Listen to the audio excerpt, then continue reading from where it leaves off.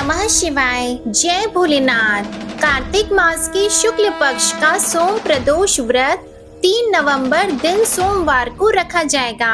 सोमवार को त्रयोदशी तिथि होने पर सोम प्रदोष व्रत रखा जाता है। आप सभी को सोम प्रदोष व्रत की हार्दिक शुभकामनाएं। सोम प्रदोष व्रत को भगवान शिव और माता पार्वती जी की पूजा की जाती है। मान्यताओं के अनुसार सोम प्रदोष व्रत करने से व्रत रखने वाले भक्तों की सभी दोष और पापों का नाश हो जाता है। इस व्रत को करने से सुहागिन नारियों का सुहाग सदा अटल रहता है। जो स्त्री पुरुष जिस कामना को लेकर इस व्रत को करते हैं, उनकी सभी कामनाएं कैलाशपति शंकर जी की कृपा से पूर्ण होती हैं। सूत जी कहते हैं, त्रयोदशी व्रत करने वाले को 100 गौदान का फल भी प्राप्त होता है। इस व्रत को जो भी विधि विधान और तन मन धन से करता है, उसके सभी दुख दूर हो जाते हैं। आज की इस वीडियो में मैं आपको सुनाने जा रही हूँ सोम प्रदोष व्रत की बड़ी ही दुर्लभ कथा। आप सभी भक्तजन इन कथाओं को बड़ी ही श्रद्धा और प्रसन्न चित्त मन से सुनिएगा। प्रेम से बोलिए भगवान भोलेनाथ की जय। स्कंद पुराण के अनुसार सूत जी कहते हैं, विदर्भ देश में सत्यव्रत नाम से प्रसिद्ध एक राजा थे। धर्म पूर्वक राज्य करते हुए उनका बहुत सा समय सुख पूर्वक बीत गया। एक समय शाल्व देश के राजाओं ने विदर्भ देश पर आक्रमण कर दिया। उनके बीच भयंकर युद्ध हुआ।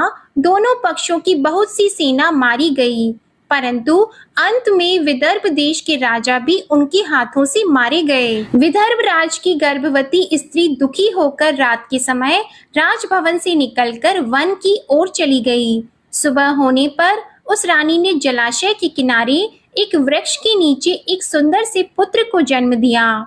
उसके बाद वह प्यास से व्याकुल होकर जलाशय में पानी पीने गई। इतने में ही एक घड़ियाल ने आकर उसे अपना ग्रास बना लिया। वह बालक पैदा होते ही माता पिता से हीन हो गया। जब वह नवजात शिशु वृक्ष के नीचे पड़ा हुआ जोर जोर से रो रहा था, उसी समय भगवान भोलेनाथ की कृपा से वहां पर एक उमा नाम की ब्राह्मणी पहुंची। वह अपने 1 वर्ष के बालक शुचि व्रत को गोद में लिए हुए थी। वह ब्राह्मणी बहुत ही गरीब और विधवा थी। वह भीख मांगकर अपना गुजारा करती थी। उस बालक को रोते हुए देखकर उसने मन ही मन सोचा कि यह तो बड़ी हैरानी की बात है कि यह नवजात शिशु जिसकी अभी तक नाल भी नहीं कटी है, यहाँ पर पड़ा हुआ है। इसकी माता कहाँ चली गई? जब वह ब्राह्मणी सोच में डूबी हुई थी, उसी समय वहां से एक सन्यासी गुजरे। वह ऐसे जान पड़ते थे मानो साक्षात शंकर भगवान हो। उन श्रेष्ठ भिक्षु ने उस स्त्री से कहा, हे ब्राह्मणी, तुम इस बालक की रक्षा करो, इससे तुम्हें परम कल्याण की प्राप्ति होगी। इतना कहकर वह दयालु भिक्षु वहां से चले गए। उनके जाने के बाद ब्राह्मणी ने उस बालक को लेकर अपने घर की ओर प्रस्थान किया। वह ब्राह्मणी एक चक्र नामक नगर में निवास करती थी। ब्राह्मणी ने उस बालक का अपने बेटे के समान ही पालन पोषण किया और उसका नाम धर्मगुप्त रखा। वह भिक्षा के अन्न से ही अपने पुत्र और राजकुमार दोनों को पालने लगी। एक दिन वह ब्राह्मणी उन दोनों बालकों को साथ लेकर भीख मांगती हुई देव मंदिर में चली गई। उस समय वहां पर शांडिल्य मुनि पधारे हुए थे। शांडिल्य मुनि को देखकर ब्राह्मणी ने उन्हें प्रणाम करके पूछा, हे ब्राह्मण, एक सन्यासी के कहने पर मैं इस बालक को अपने घर ले आई हूँ। अभी तक मुझे इसके कुल का पता नहीं चला, फिर भी मैं अपने पुत्र की तरह ही इसका पालन पोषण करती हूँ। आप ज्ञान के नेत्रों से देखकर मुझे बताने की कृपा करें कि यह बालक किस कुल में उत्पन्न हुआ है और इसके माता पिता कौन है। तब मुनिवर बोले, यह विदर्भ देश के राजा का पुत्र है। इतना कहकर शांडिल्य मुनि ने उस बालक के पिता के युद्ध में मारे जाने तथा उसकी माता के ग्रह द्वारा ग्रस्त होने का सब समाचार पूर्ण रूप से बताया। यह सुनकर ब्राह्मणी को और भी आश्चर्य हुआ। फिर उसने प्रश्न किया कि हे महामुनि, वह राजा सभी भोगों को छोड़कर युद्ध में क्यों मारे गए और इस बालक को यह दृढ़ता कैसे प्राप्त हुई? यह अपने राज्य को कैसे प्राप्त करेगा? यह तो मेरे पुत्र की तरह भिक्षा के अन्न से ही जीवन निर्वाह करता है। इसकी दरिद्रता के निवारण का क्या उपाय है? तब शांडिल्य मुनि बोले, इस राजकुमार के पिता विदर्भ राज पूर्व जन्म में पांड्य देश के राजा थे। एक दिन प्रदोष काल में राजा बड़ी भक्ति भाव से त्रिलोकीनाथ महादेव जी की आराधना में मग्न थे। उसी समय उनके नगर में बड़ा भारी कोलाहल मचा। उस शोर को सुनकर राजा ने बीच में ही भगवान शंकर की पूजा को छोड़ दिया और राजभवन से बाहर निकल गए। इसी समय राजा का मंत्री शत्रु को पकड़कर उनके समीप ले आया। वह शत्रु पांड्य राज्य का सामंत था। उसे देखते ही राजा ने क्रोध पूर्वक उसका मस्तक कटवा दिया।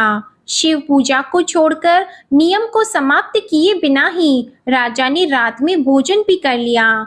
इसी प्रकार राजकुमार भी प्रदोष काल में भगवान शिव की पूजा किए बिना ही भोजन करके सो गया। वही राजा अगले जन्म में विदर्भ राज हुआ। शिव पूजा में विघ्न होने के कारण शत्रुओं ने उसके सुख भोग के बीच में ही मार डाला। पूर्व जन्म में जो उसका पुत्र था, इस जन्म में भी राजा का वही पुत्र है। भगवान शिव की पूजा का उल्लंघन करने के कारण यह दरिद्रता को प्राप्त हुआ है। इसकी माता ने पूर्व जन्म में छल से अपनी सौत को मार डाला था। उस महान पाप के कारण ही वह इस जन्म में ग्रह के द्वारा मारी गई। हे ब्राह्मणी, तुम्हारा पुत्र पूर्व जन्म में भी एक ब्राह्मण था। इसने अपना सारा जीवन केवल दान लेने में ही बिताया, यज्ञ आदि सत्कर्म नहीं किए, इसलिए यह दरिद्रता को प्राप्त हुआ है। उस दोष के निवारण के लिए अब यह भगवान शंकर की शरण में जाए।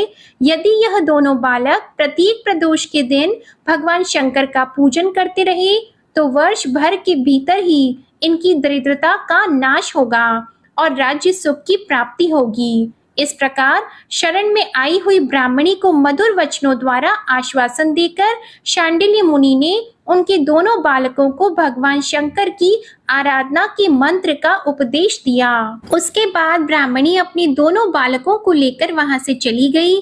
4 मास बाद एक दिन ब्राह्मण का पुत्र नदी में स्नान करने गया। वहां उसे धन से भरा हुआ एक घड़ा मिला, जिसे लेकर वह अपनी माँ के पास गया। माँ धन से भरे हुए घड़े को देखकर खुश हो गई और उसने कहा, इसे अपने भाई के साथ आधा आधा बांट लो। मगर धर्मगुप्त ने इस धन में हिस्सेदारी से मना करते हुए कहा, मैं किसी अन्य के भाग्य का भागी नहीं हो सकता। प्रत्येक व्यक्ति स्वयं के कर्म का फल भोगता है। इस प्रकार प्रसन्नता पूर्वक भगवान शंकर की पूजा करते हुए उन दोनों कुमारों का 1 वर्ष व्यतीत हो गया। एक दिन ब्राह्मण का पुत्र और राजकुमार वन में भ्रमण करने गए। मार्ग में उन्होंने देखा कि अनेक गंधर्व कन्याएं आपस में खेल रही थी। ब्राह्मण कुमार वहीं पर रुक गया और राजकुमार से बोला, हमें इससे आगे नहीं जाना चाहिए। ये गंधर्व कन्याएं हैं, किसी को भी अपनी ओर आकर्षित कर सकती हैं। मगर राजकुमार निडर होकर आगे बढ़ता गया। जब मुख्य गंधर्व कन्या ने राजकुमार धर्मगुप्त को देखा तो वह उसके प्रति आकर्षित हो गई। उसने अपनी सभी सखियों को फूल चुनने के लिए भेज दिया और राजकुमार के पास आने की प्रतीक्षा करने लगी। उसे अकेला देखकर राजकुमार उसके पास गया और उससे बातचीत शुरू की। उसने बताया कि मैं विदर्भ देश का राजकुमार हूँ। मेरे माता पिता अब इस संसार में नहीं हैं और शत्रुओं ने हमारे राज्य पर कब्जा कर लिया है। तब कन्या ने अपना परिचय देते हुए कहा कि मैं विदर्भिक नामक गंधर्व की पुत्री हूँ। मेरा नाम अंशुमति है और मैं गायन में प्रवीण हूँ। उसने यह भी कहा कि मैं आपसे विवाह करना चाहती हूँ। इतना कहकर उसने अपनी मोतियों की माला निकालकर राजकुमार को पहना दी। तब राजकुमार ने पूछा, तुम राजपाट गंवा चुके राजकुमार के साथ कैसे रह पाओगी और अपने माता पिता की अनुमति के बिना तुम मेरे साथ कैसे आ सकती हो? इस पर अंशुमति बोली, चाहे जो हो जाए मैं वही करूंगी जो मैं चाहती हूँ। तुम 2 दिन बाद प्रातः काल यहाँ आकर मुझसे मिलना। इतना कहकर वह वहां से चली गई। राजकुमार ने वापस आकर ब्राह्मणी और उसके पुत्र को सारी बात बताई। वे दोनों बहुत खुश हुए। 2 दिन बाद राजकुमार पुनः उसी वन में गया। उसने देखा कि अंशुमति अपने पिता के साथ उसकी प्रतीक्षा कर रही है। तब गंधर्व राज ने राजकुमार से कहा, मैं कैलाशपुरी गया था। वहां भगवान शिव और माता पार्वती ने मुझे बुलाकर कहा कि धर्मगुप्त नामक राजकुमार राज्य से विहीन होकर भटक रहा है। जाओ और उसका राज्य पुनः प्राप्त करने में उसकी सहायता करो। मैं उनकी आज्ञा के अनुसार अपनी पुत्री अंशुमति का हाथ तुम्हारे हाथ में दे रहा हूँ और राज्य प्राप्त करने में मैं तुम्हारी सहायता करूंगा। मेरी पुत्री 10,000 वर्ष तक तुम्हारे साथ इस पृथ्वी पर रहेगी और जब तुम शिवलोक में जाओगी तब भी वह इसी काया में तुम्हारे साथ ही रहेगी। भगवान शिव के आदेश अनुसार धर्मगुप्त और अंशुमति का विवाह हो गया। अंशुमति के पिता ने अपनी गंधर्व सेना भी राजकुमार को दे दी। सेना की सहायता से उसने अपने शत्रुओं को परास्त कर दिया और अपने पिता का खोया हुआ राज्य उन्हें प्राप्त कर लिया। अब राजकुमार धर्मगुप्त राजा बन गया। उसने अपने बुरे दिनों में उसे पालने वाली गरीब ब्राह्मणी को राजमाता का दर्जा दिया और शुचिव्रत को अपना छोटा भाई माना। इस प्रकार नियमित रूप से प्रदोष व्रत करने से ब्राह्मणी, उसके पुत्र शुचिव्रत और राजकुमार धर्मगुप्त को धन धान्य तथा सुख संपत्ति की प्राप्ति हुई। सूत जी कहते हैं कि जो मनुष्य प्रदोष व्रत की इस पुण्यमयी महात्म्य को एकाग्रचित होकर सुनते हैं अथवा पढ़ते हैं, उन्हें 100 जन्मों तक कभी दरिद्रता नहीं होती और अंत में वह ज्ञान के ऐश्वर्य से युक्त होकर भगवान शंकर के परम धाम को प्राप्त होते हैं। प्रेम से बोलिए भगवान शंकर की जय, माता पार्वती की जय। अब आप सुनिए भगवान शिव की कथा। बहुत समय पहले वाशकल नामक गांव में बिंदुक नाम का एक ब्राह्मण रहता था। वह अधर्मी, दुरात्मा और महापापी था। उसकी स्त्री बहुत सुंदर थी। उसका नाम चंचुला था। वह सदा उत्तम धर्म का पालन करती थी, परंतु बिंदुक वैश्यागामी था। इस तरह कुकर्म करते हुए बहुत समय व्यतीत हो गया। उसकी स्त्री काम से पीड़ित होने पर भी सधर्म नाश के भय से क्लेश सहकर भी काफी समय तक धर्म भ्रष्ट नहीं हुई, परंतु आगे चलकर वह भी अपने दुराचारी पति के आचरण से प्रभावित होकर दुराचारी और अपने धर्म से विमुख हो गई। इस तरह दुराचार में डूबे हुए उन पति पत्नी का बहुत सा समय व्यर्थ बीत गया। वैश्यागामी दूषित बुद्धि वाला वह दुष्ट ब्राह्मण बिंदुक समय अनुसार मृत्यु को प्राप्त होकर नरक में चला गया। बहुत समय तक नरक के दुखों को भोगकर वह मूढ़ बुद्धि पापी विंध्य पर्वत पर भयंकर पिशाच हुआ। इधर उस दुराचारी बिंदुक के मर जाने पर वह चंचुला नामक स्त्री बहुत समय तक पुत्रों के साथ अपने घर में रहती रही। पति की मृत्यु के बाद वह भी अपने धर्म से गिरकर पर पुरुषों का संग करने लगी थी। सती विपत्ति में भी अपने धर्म का पालन करना नहीं छोड़ती। यही तो तप है। कठिन तो होता है लेकिन इसका फल मीठा होता है। एक दिन देव योग से किसी पुण्य पर्व के आने पर वह अपने भाई बंधुओं के साथ गोकर्ण क्षेत्र में गई। उसने तीर्थ के जल में स्नान किया और बंदी जनों के साथ यहाँ वहां घूमने लगी। वह एक देव मंदिर में गई। वहां उसने एक ब्राह्मण के मुख से भगवान शिव की परम पवित्र एवं मंगलकारी कथा सुनी। ब्राह्मण कह रहे थे कि जो स्त्रियां व्यभिचार करती हैं, वे मरने के बाद जब यमलोक जाती हैं, तब यमराज के दूत उन्हें तरह तरह से यंत्रणा देते हैं कि वे उसके कामांगों को तप्त लौह के डंडों से दागते हैं। तप्त लौह के डंडों से उसका संसर्ग कराते हैं। ये सारे दंड इतनी वेदना देने वाले होते हैं कि जीव पुकार पुकार कर कहता है कि अब वह ऐसा नहीं करेगा, लेकिन यमदूत उसे छोड़ते नहीं हैं। कर्मों का फल तो सभी को भोगना पड़ता है। देव, ऋषि, मनुष्य सभी इससे बंधे हुए हैं। ब्राह्मण के मुख से ये वैराग्य बढ़ाने वाली कथा को सुनकर चंचुला भय से व्याकुल हो गई। कथा समाप्त होने पर सभी लोग वहां से चले गए। तब कथा बांचने वाले ब्राह्मण देवता से चंचुला ने कहा, हे ब्राह्मण, धर्म को न जानने के कारण मेरे द्वारा बहुत बड़ा दुराचार हुआ है। स्वामी, मेरे ऊपर कृपा कर मेरा उद्धार कीजिए। आपके प्रवचन को सुनकर मुझे इस संसार से वैराग्य हो गया है। मुझ मूढ़ चित्त वाली पापिनी को धिक्कार है। मैं निंदा के योग्य हूँ। मैं बुरे विषयों में फंसकर अपने धर्म से विमुख हो गई थी। कौन मुझ जैसी को मार्ग में मन लगाने वाली पापिनी का साथ देगा? जब यमदूत मेरे गले में फंदा डालकर मुझे बांध कर ले जाएंगे और नरक में मेरे शरीर के टुकड़े करेंगे, तब मैं कैसे उन महायातनाओं को सहन कर पाऊंगी? मैं सब प्रकार से नष्ट हो गई हूँ, क्योंकि अभी तक मैं हर तरह से पाप में डूबी रही हूँ। हे ब्राह्मण, आप मेरे गुरु हैं, आप ही मेरे माता पिता हैं। मैं आपके शरण में आई हूँ। मुझ अबला का अब आप उद्धार कीजिए। इस प्रकार विलाप करती हुई चंचुला ब्राह्मण देवता के चरणों में गिर पड़ी। तब ब्राह्मण ने उसे कृपा पूर्वक उठाया और इस प्रकार कहा, नारी, तुम सौभाग्यशाली हो, जो भगवान शंकर की कृपा से तुमने वैराग्यपूर्ण ये कथा सुनी है और कथा को सुनकर समय से अपनी गलती का एहसास कर लिया है। तुम डरो मत और भगवान शिव की शरण में जाओ। उनकी परम कृपा से तुम्हारे सभी पाप नष्ट हो जाएंगे।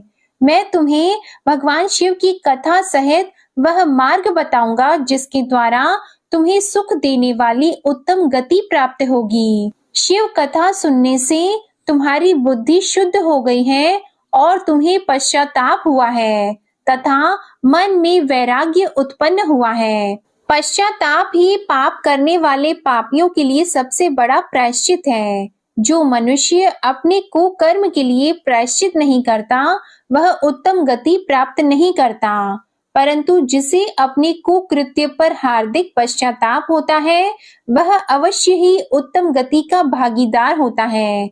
इसमें कोई शक नहीं है। शुद्ध चित्त में ही भगवान शिव और माता पार्वती का वास होता है। वह शुद्ध आत्मा पुरुष सदा शिव के पद को प्राप्त होता है। इस कथा का श्रवण सभी मनुष्यों के लिए कल्याणकारी है, अतः इसकी आराधना और सेवा करनी चाहिए। हे ब्राह्मण पत्नी, तुम अन्य विषयों से अपने मन को हटाकर भगवान शंकर की इस परम पावन कथा को सुनो। इससे तुम्हारे चित्त की शुद्धि होगी और तुम्हें मोक्ष की प्राप्ति होगी। जो मनुष्य निर्मल हृदय से भगवान शिव के चरणों का चिंतन करता है, उसकी एक ही जन्म में मुक्ति हो जाती है। यह कहकर वे ब्राह्मण चुप हो गए। उनका हृदय करुणा से भर गया। वे ध्यान में मग्न हो गए। ब्राह्मण का यह उपदेश सुनकर चंचुला के नेत्रों में आनंद के आंसू छलक आए। वह हर्ष भरे हृदय से ब्राह्मण देवता के चरणों में गिर गई और हाथ जोड़कर बोली कि मैं कृतार्थ हो गई। हे ब्राह्मण, शिव भक्तों में श्रेष्ठ स्वामिन, आप धन्य हैं। आप परमार्थदर्शी हैं और सदा परोपकार में लगे रहते हैं। साधो, मैं नरक के समुद्र में गिर रही हूँ। कृपा करके मेरा उद्धार कीजिए। जिस पौराणिक और अमृत के समान कथा की बात आपने की है, उसे सुनकर ही मेरे मन में वैराग्य उत्पन्न हुआ। उस अमृतमयी कथा को सुनने के लिए मेरे मन में बड़ी श्रद्धा हो रही है। कृपया आप मुझे उसे सुनाइए। कथा सुनने की इच्छा मन में लिए हुए चंचुला उन ब्राह्मण देवता की सेवा में वहीं रहने लगी। उस गोकर्ण नामक महाक्षेत्र में उन ब्राह्मण देवता के मुख से चंचुला भगवान शिव की भक्ति, ज्ञान और वैराग्य बढ़ाने वाले और मुक्ति देने वाली परम उत्तम कथा सुनकर कृतार्थ हुई। उसका चित्त शुद्ध हो गया। वह अपने हृदय में शिव के सगुण रूप का चिंतन करने लगी। वह सदैव शिव सच्चिदानंदमय स्वरूप का स्मरण करती थी। इसके बाद अपना समय पूर्ण होने पर चंचुला ने बिना किसी कष्ट के अपना शरीर त्याग दिया। उसे लेने के लिए एक दिव्य विमान वहां पहुंचा। ये विमान शोभा साधनों से सजा था और शिव गणों से सुशोभित था। चंचुला विमान से शिवपुरी पहुंची उसके सारे पाप धुल गए। वह दिव्य रूप धारिणी दिव्यांगना हो गई थी। वह गौरांगी देवी मस्तक पर अर्धचंद्र का मुकुट और अन्य दिव्य आभूषण पहने शिवपुरी में पहुंची। वहां उसने सनातन देवता त्रिनेत्रधारी महादेव शिव को देखा। सभी देवता उनकी सेवा में भक्ति भाव से उपस्थित थे। उनकी अंग कांति करोड़ों सूर्यों के समान प्रकाशित हो रही थी। 5 मुख और हर मुख में 3-3 नेत्र थे। मस्तक पर अर्धचंद्र आकार मुकुट शोभायमान हो रहा था। कंठ में नील चिन्ह, उनके साथ में देवी गौरी विराजमान थी, जो विद्युत पुंज के समान प्रकाशित हो रही थी। महादेव जी की कांति कपूर के समान गौर थी। उनके शरीर पर श्वेत वस्त्र थे तथा शरीर श्वेत भस्म से युक्त था।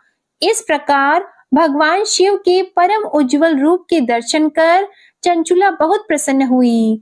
उसने भगवान को बारंबार प्रणाम किया और हाथ जोड़कर प्रेम, आनंद और संतोष से युक्त होकर विनीत भाव से खड़ी हो गई। उसके नेत्रों से आनंद के आंसुओं की धारा बहने लगी। भगवान शंकर और भगवती गौरी उमा ने करुणा के साथ सौम्य दृष्टि से देखकर चंचुला को अपने पास बुलाया। गौरी उमा ने उसे प्रेम पूर्वक अपनी सखी बना लिया। चंचुला सुखपूर्वक भगवान शिव के धाम में उमा देवी की सखी के रूप में निवास करने लगी। एक दिन चंचुला आनंद में मग्न उमा देवी के पास गई और दोनों हाथ जोड़कर उनकी इस स्तुति को करने लगी। हे गिरिराज नंदिनी, स्कंद माता उमा, आप सभी मनुष्यों एवं देवताओं द्वारा पूजित तथा समस्त सुखों को देने वाली हैं। आप शंभु प्रिया हैं। आप ही सगुणा और निर्गुणा हैं। हे सच्चिदानंद स्वरूपा, आप ही प्रकृति की पोषक हैं। हे माता, आप ही संसार की सृष्टि, पालन और संहार करने वाली हैं। इस प्रकार सद्गति प्राप्त चंचुला देवी की स्तुति कर शांत हो गई। उसकी आंखों में प्रेम के आंसू उमड़ आए। तब शंकर प्रिया भक्त वत्सला उमा देवी ने बड़े प्रेम से चंचुला को चुप कराते हुए कहा कि सखी चंचुला, मैं तुम्हारी इस स्तुति से प्रसन्न हूँ। बोलो, क्या वर मांगती हो? तब चंचुला बोली, हे गिरिराज कुमारी, मेरे पति बिंदुक इस समय कहाँ हैं? उनकी स्थिति कैसी है, मुझे बताइए और कुछ उपाय कीजिए ताकि हम फिर से मिल सकें। हे महादेवी, मेरे पति एक शूद्र जाति वैश्या के प्रति आसक्त थे और पाप में ही डूबे रहते थे। गिरिजा बोली, बेटी, तुम्हारा पति बिंदुक पापी था। उसका अंत बड़ा भयानक हुआ। वैश्या का उपभोग करने के कारण वह मूर्ख नरक में अनेक वर्षों तक अनेक प्रकार के दुख भोगकर अब शेष पाप को भोगने के लिए विंध्य पर्वत पर पिशाच की योनि में रह रहा है और वह दुष्ट वहीं वायु पीकर रहता है और सब प्रकार के कष्ट सहता है। गौरी देवी की ये बात सुनकर चंचुला अत्यंत दुखी हो गई। फिर मन को किसी तरह स्थिर करती हुई दुखी हृदय से माँ गौरी से उसने एक बार फिर पूछा, हे महादेवी, मुझ पर कृपा कीजिए और मेरे पापी पति का अब उद्धार कीजिए। कृपा करके मुझे वह उपाय बताइए जिससे मेरे पति को उत्तम गति प्राप्त हो सके। गौरी देवी ने कहा, यदि तुम्हारा पति भगवान शिव की पुण्यमय उत्तम कथा सुने तो वह इस दुर्गति को पार करके उत्तम गति का भागी हो सकता है। अमृत के समान मधुर गौरी देवी की ये वचन सुनकर चंचुला ने दोनों हाथ जोड़कर मस्तक झुकाकर उन्हें बार बार प्रणाम किया और प्रार्थना की कि मेरे पति को भगवान शिव की कथा सुनाने की व्यवस्था कीजिए। ब्राह्मण पत्नी चंचुला के बार बार प्रार्थना करने पर शिव प्रिया गौरी देवी ने भगवान शिव की महिमा का गान करने वाले गंधर्व राज तुमरु को बुलाकर कहा, तुमरु, तुम्हारी भगवान शिव में प्रीति है। तुम मेरे मन की सभी बातें जानकर मेरे कार्यों को सिद्ध करते हो तो मेरी इस सखी के साथ विंध्य पर्वत पर जाओ। वहां एक महाघोर और भयंकर पिशाच रहता है। पूर्व जन्म में वह पिशाच बिंदुक नामक ब्राह्मण मेरी इस सखी चंचुला का पति था। वह वैश्यागामी हो गया था। वह स्नान, संध्या आदि नित्य कर्म छोड़कर अपवित्र रहने लगा। क्रोध के कारण उसकी बुद्धि भ्रष्ट हो गई थी। दुर्जनों से उसकी मित्रता तथा सज्जनों से द्वेष बढ़ गया था। वह अस्त्र शस्त्र से हिंसा करता, लोगों को सताता और उनके घरों में आग लगा देता था। चांडालों से दोस्ती करता और वह रोज वैश्या के पास जाता था। पत्नी को त्याग कर दुष्ट लोगों से दोस्ती कर उन्हीं के संपर्क में रहता था। वह मृत्यु तक दुराचार में फंसा रहा। मृत्यु के बाद उसे पापियों के भोग स्थान यमपुरी में ले गए। वहां घोर नरकों को सहकर इस समय वह विंध्य पर्वत पर पिशाच बनकर रह रहा है और पापों का फल भोग रहा है। तुम उसके सामने परम पुण्यमयी, पापों का नाश करने वाली भगवान शिव की दिव्य कथा का प्रवचन करो। इस कथा के सुनने से उसका हृदय सभी पापों से मुक्त होकर शुद्ध हो जाएगा और वह प्रेत योनि से मुक्त हो जाएगा। दुर्गति मुक्त होने पर उस बिंदुक नामक पिशाच को तुम विमान पर बिठाकर भगवान शिव के पास ले आना। माँ उमा का आदेश पाकर गंधर्व राज तुमरू प्रसन्नता पूर्वक अपने भाग्य की सराहना करते हुए चंचुला को साथ लेकर विमान से पिशाच के निवास स्थान विंध्य पर्वत पर गया। वहां पहुंचकर उसने विशाल आकृति वाले पिशाच को देखा। उसका शरीर विशाल था, उसकी ठोड़ी बड़ी थी। वह कभी हंसता, कभी रोता, कभी उछलता था। महाबली तुमरू ने बिंदुक नामक पिशाच को पाशों से बांध लिया। उसके पश्चात तुमरू ने कथा बांचने के लिए स्थान तलाश कर मंडप की रचना की। शीघ्र ही इस बात का पता लोगों को चल गया कि एक पिशाच के उद्धार हेतु देवी पार्वती की आज्ञा से तुमरू भगवान शिव की कथा सुनाने विंध्य पर्वत पर आया है। उस कथा को सुनने के लोभ से बहुत से देवर्षि वहां पहुंच गए। सभी को आदर पूर्वक स्थान दिया गया। पिशाच बिंदुक को पाशों में बांधकर आसन पर बिठाया गया और तब तुमरू ने परम उत्तम भगवान शिव की अमृत कथा का गान शुरू किया, जिससे सभी श्रोता कृतार्थ हो गए। परम पुण्यमयी कथा को सुनकर पिशाच सभी पापों से मुक्त हो गया और उसने पिशाच शरीर का त्याग कर दिया। शीघ्र ही उसका रूप दिव्य हो गया। उसका शरीर गौर वर्ण का हो गया। शरीर पर श्वेत वस्त्र एवं पुरुषों के आभूषण आ गए। इस प्रकार दिव्य देहधारी होकर बिंदुक अपनी पत्नी चंचुला के साथ स्वयं भी भगवान शिव का गुणगान करने लगा। उसे दिव्य रूप में देखकर सभी को बहुत आश्चर्य हुआ। उसका मन परम आनंद से परिपूर्ण हो गया। सभी भगवान महेश्वर के अद्भुत चरित्र को सुनकर कृतार्थ होकर उनका यशोगान करते हुए अपने अपने धाम को चले गए। बिंदुक अपनी पत्नी चंचुला के साथ विमान में बैठकर शिवपुरी की ओर चल दिया। महेश्वर के गुणों का गान करता हुआ बिंदुक अपनी पत्नी चंचुला और तुमरू के साथ शीघ्र ही शिव धाम पहुंच गया। भगवान शिव, देवी पार्वती ने उसे अपना पार्षद बना लिया। दोनों पति पत्नी सुखपूर्वक भगवान महेश्वर एवं देवी गौरी के श्री चरणों में अविचल निवास पाकर धन्य हो गए। बोलिए उमा महेश्वर भगवान की जय। अब आप सुनिए प्रदोष व्रत की आरती। ओम जय शिव ओंकारा, स्वामी जय शिव ओंकारा। ब्रह्मा विष्णु सदा शिव, ब्रह्मा विष्णु सदा शिव, अर्धांगी धारा। ओम जय शिव ओंकारा। एकानन चतुरानन पंचानन राजी, स्वामी पंचानन राजी। हंसानन गरुड़ासन, हंसानन गरुड़ासन, वृषवाहन साजी। ओम जय शिव ओंकारा। दो भुज चार चतुर्भुज, दस भुज अति सोहे, स्वामी दस भुज अति सोहे। त्रिगुण रूप निरखता, त्रिगुण रूप निरखता, त्रिभुवन जन मोहे। ओम जय शिव ओंकारा।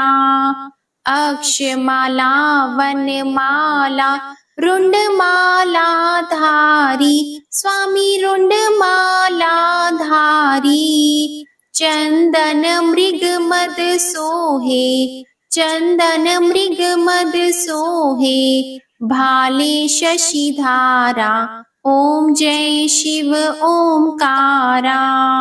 श्वेतांबर पीतांबर बाघंबर अंगी, स्वामी बाघंबर अंगी। सनकादिक गरुणादिक, सनकादिक गरुणादिक, भूतादिक संगी। ओम जय शिव ओंकारा। कर की मध्य कमंडल चक्र त्रिशूल धारी, स्वामी चक्र त्रिशूल धारी। सुखकारी दुखहारी, सुखकारी दुखहारी, जग पालनकारी। ओम जय शिव ओंकारा। ब्रह्मा विष्णु सदा शिव जानत अविवेका, स्वामी जानत अविवेका। प्रणवाक्षर में शोभित, प्रणवाक्षर में शोभित, ये तीनों एका। ओम जय शिव ओंकारा।